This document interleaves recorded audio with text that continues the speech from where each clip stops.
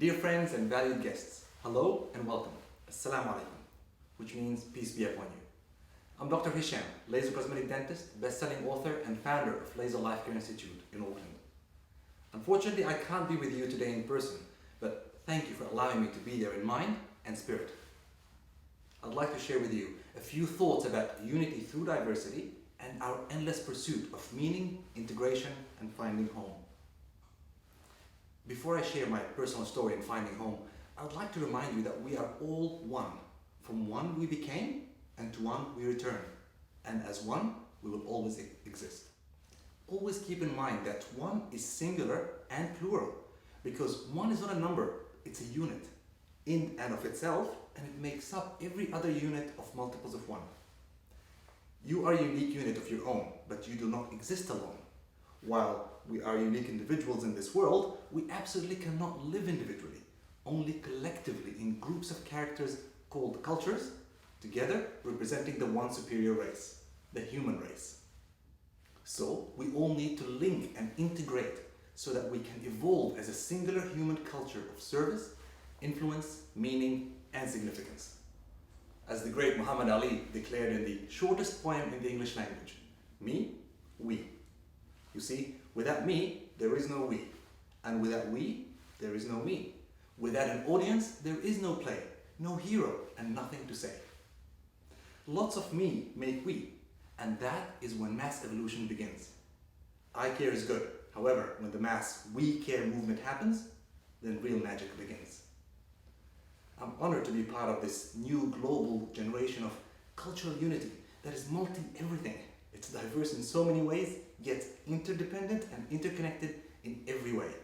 It is a culture of deliberate mass evolution of humanity. That does not come easy or without struggle, of course. Just like you, I've had so many challenges and struggles in life. However, the one that is most universal, and almost all of you can relate to in one way or another, is the struggle for serenity. That light of inner peace, which shines out as outer peace when one knows that they belong. My story started when I was born and bred multicultural, multi-ethnic, multilingual, and multicolored too. My sister Shireen and I were born in Khartoum, Sudan, where our parents were born of diverse backgrounds themselves. However, since she was 5 and I was 3, we were brought up in Abu Dhabi, United Arab Emirates. We are Muslims by faith, but our first school and preschool was the Rosary School, a Catholic school run by Lebanese nuns who lived in it. They looked and dressed just like our grandmother, skin color, their size, the headscarves and all. Grandma was helping at the school and the headmistress became her friend, so she was there often when we were little. That's the story we saw, and nobody told us any other stories. These ladies brought us up more than our parents did because mom and dad were working so hard when we were little, and we spent more time either at school or with grandma. That's all we could see. And it was all one thing for us as children, not separate entities.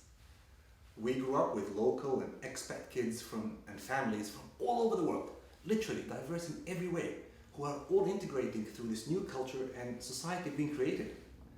That cultural pattern continued into our later school years, going through the Cambridge Secondary School curriculum and so on. More mixing, yet more sameness. We felt as kids that Abu Dhabi was our home, and our younger sister was even born there. But we kept getting reminded that it's not home forever. We're just long-term temporary residents, expats. Slightly confusing, but as kids you don't worry about such big ideas. So when we went back to Sudan almost every year to see our grandfather, uncles and aunties, to us it was going on holiday. To our parents it was called going home. More confusing, because that trip was always so dramatic and stressful in the 80s, and when we got there, always hours or days late, we still had to wait.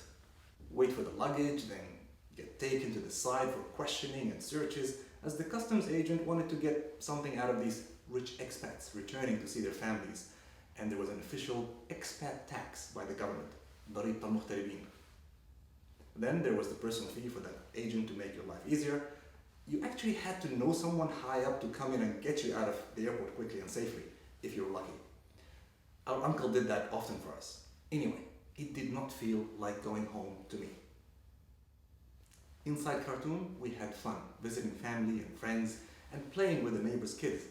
Everybody looked different to each other, but we could not perceive any difference.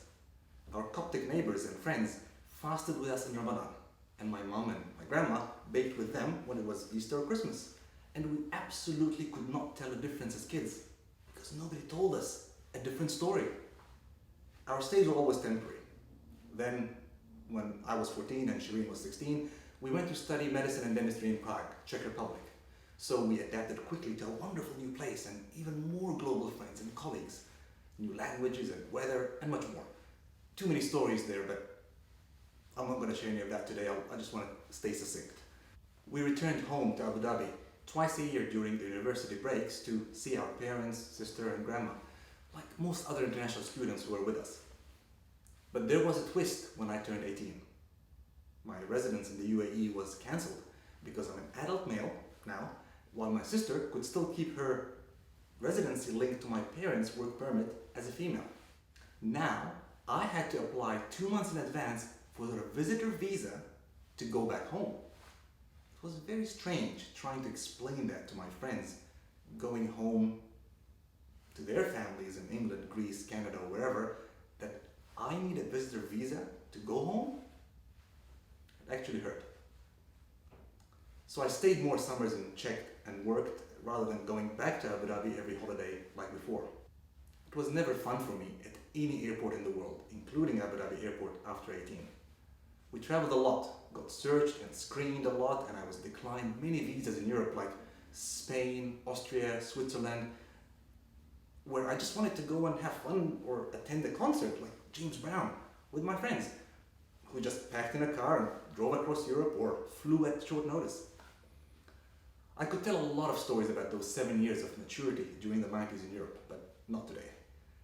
A major turning point in our lives was when my mother applied for and got the permit, the professional immigrant residence permit in New Zealand in '96, when New Zealand was actively seeking professional immigrants.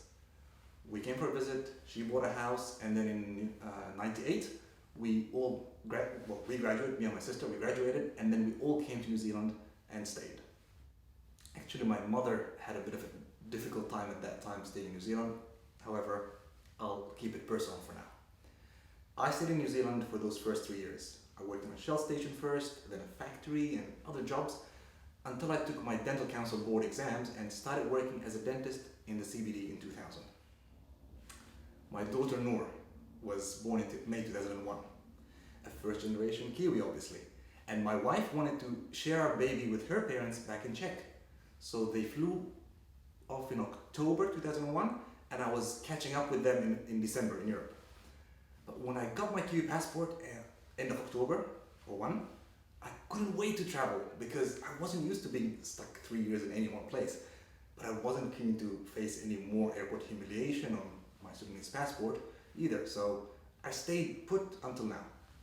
I quickly found a dental implant course in Sydney over a weekend, and I went. I loved Sydney. The course was fantastic, the weather was perfect. My joy, however, was the trip itself. It was easy and speedy, no humiliation, no bother, cool. Until I got back to Auckland on the Monday.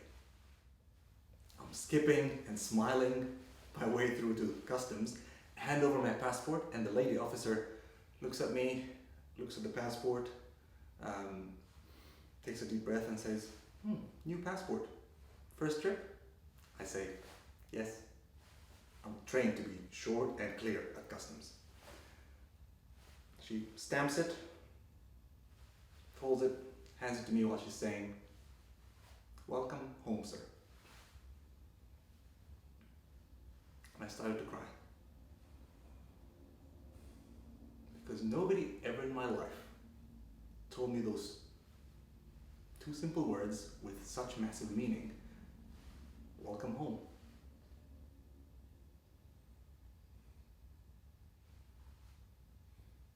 I was overwhelmed with emotion and kept crying all the way out of the airport.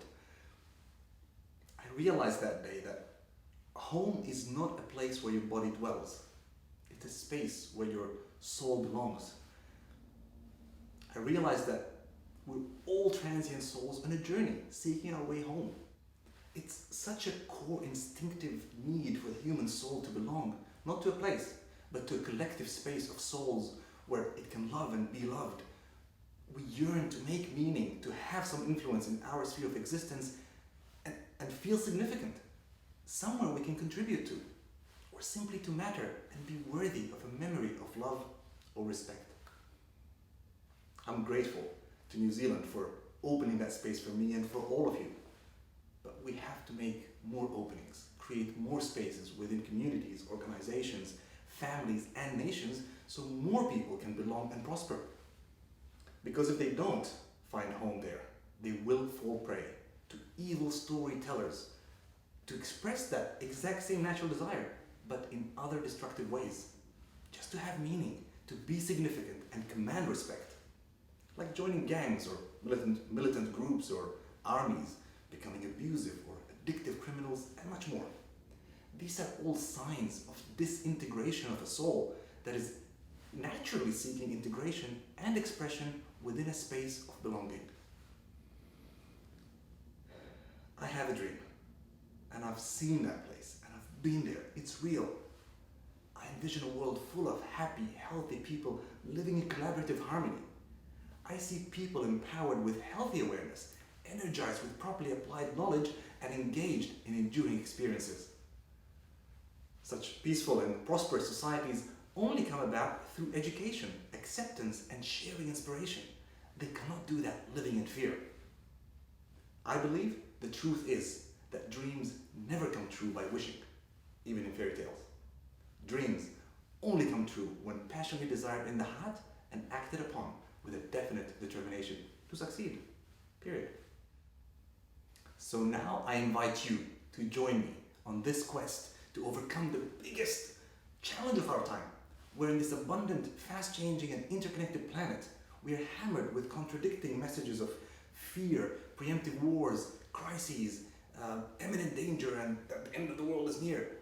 It's everywhere you look today. Us against them, the poor against the rich, and the rich against the poor, the winners against the losers, and our nation against their nation. Always us against them. Fear and darkness are allowed to rule. You see, our fight is not with the world. It's within each one of us to grow and lead a better life that transforms humankind and evolves aspirations. Let the light of awareness and excellence outshine the darkness of fear. Because when we help ourselves and others dismantle fear, the problems seem to disappear. That is the new cognizance we have to ingrain in our societies today, to fight fear with knowledge and discrimination with acceptance. This is my fight. The fight in me is against human ignorance, apathy, intolerance, and tolerance. It's a fight for knowledge, higher awareness, caring, and acceptance of everyone else on this planet. I want to be accepted, not tolerated. What do you want? Take that challenge and join me on this quest. Share this message, mentor and inspire people in your own sphere of influence to achieve their higher aspirations. Collaborate with each other to impact even more and bigger groups until we transform into a mass movement of deliberate evolution. So, how do we change the world, you may ask? The answer is the same way as we grow and evolve, a little bit at a time, one person at a time, one thought at a time. It all starts with you and me. For only I can change me and only you can change you. But many of us have to do that together to create a new society and a new reality. As the great philosopher King MJ said, if you want to make the world a better place, take a look at yourself and make that change. I'm looking at the man in the mirror, asking him to change his ways. I say in my book, electing new country leaders cannot change the world. Electing to be a personal leader, taking charge of your own life, becoming better, accepting and inspiring others to do the same is the way. That, my friend, is how you change the world. So, let's do that together right now. Let's transcend into a world that is so beautiful, loving and magnificent, a boundless new world, where we're all proud to be home. Until I see you next time, always strive to look better, feel better, and be better.